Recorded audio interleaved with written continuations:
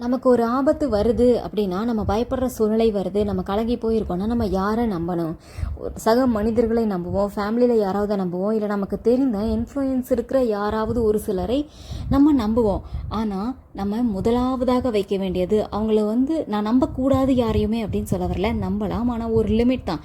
அவங்களையே சார்ந்து இருக்கக்கூடாது. நம்ம முற்றிலும் கம்ப்ளீட்டாக ஆலோசனை கேட்கறது மனிதர்கள்கிட்ட கேட்கலாம். ஆனால் கம்ப்ளீட்டாக ஒரு விஷயத்தை ஒருத்தரை நம்ம சார்ந்து கொள்வோம், நம்புவோம். அப்படின்னா நம்ம யாரை நம்பணும்னா ஆண்டவராகிய இயேசு கிறிஸ்துவை மட்டும்தான் நம்பணும்.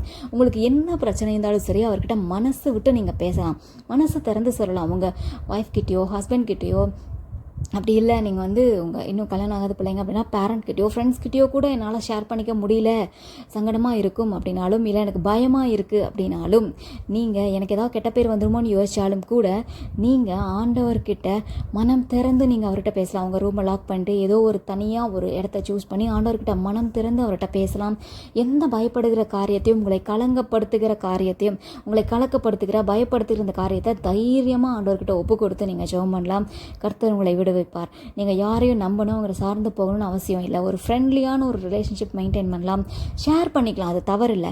ஆனால் நம்புகிறோம் 100% அவங்கள சார்ந்திருப்பேன் அப்படின்னா அது ஆண்டவரை மட்டும்தான் சார்ந்திருக்கணும். இங்கே இஸ்ரவேல் ஜனங்களை பார்த்து ஏசாயா சொல்கிறாரு, நீ அசீரியனுக்கு பயந்து எகிப்தியரோட போய் சேராத அப்படின்னு சொல்லும்பொழுது இந்த வசனத்தை சொல்லியிருப்பாரு.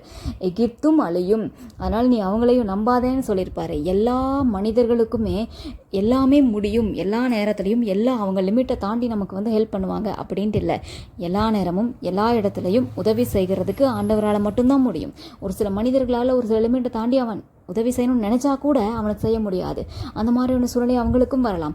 அதனால் நீங்கள் உங்களுடைய நம்புகிறது அப்படின்றது, இவங்க எப்படி அசீரியனுக்கு பயந்து எகிப்தியர்கிட்ட போகலாமான்னு யோசித்தாங்களோ, அந்த மாதிரி இந்த நபரை விட்டு அந்த நபரை நம்ப போகலாமான்னு யோசிக்காதீங்க.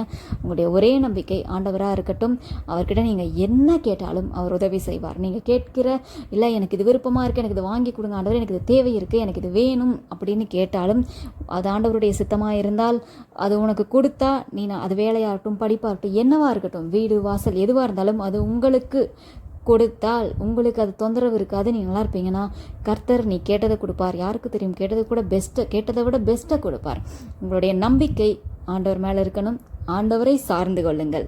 எகிப்தை கொடுமையானவங்க கையில் ஒப்பு கொடுப்பேன், அவர்களையும் அழிப்பேன், அவனை விட பெரிய கொடுங்கோலம் ஒருத்தன் இருக்கிறான் அப்படின்னு ஆண்டவர் சொல்கிறாரு. அதனால் உங்களுடைய நம்பிக்கையை மனிதர்கள் மேலே வைக்காமல் ஆண்டவரை நம்புங்கள்.